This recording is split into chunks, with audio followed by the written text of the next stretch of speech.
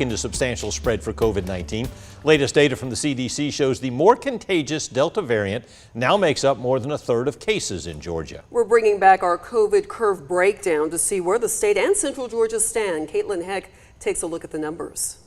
We paused doing these breakdowns in late April when the cases steadily dropped before ending well below severe spread levels. But as you can see in this latest graph, things have changed course. This is the latest data from the Georgia Department of Public Health as of Friday. So let's take a closer look. Last month, the state dropped to an average of fewer than 250 new cases a day.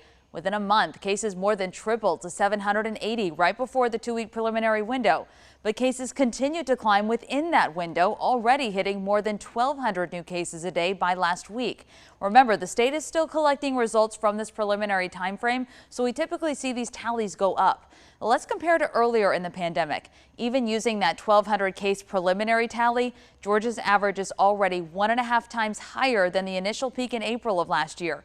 But we are still significantly lower than the peaks in July of 2020 and in January. Some good news to report: even as cases rise, deaths tied to the virus continue to drop. Right before the preliminary data window, the state averaged fewer than 4 deaths a day. That's the lowest we've seen since the very beginning of the pandemic, and a major improvement from the 128 deaths a day reported at the high point in January. Hospitals did start to see more COVID-19 patients at the beginning of this month, climbing from 30 new patients a day up to more than 70 in less than 3 weeks. That was the highest we have seen since May.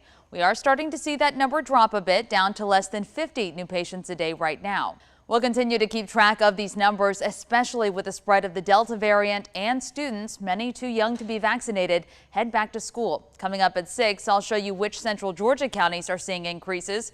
For now, I'm Caitlin Heck, 13 WMAZ News.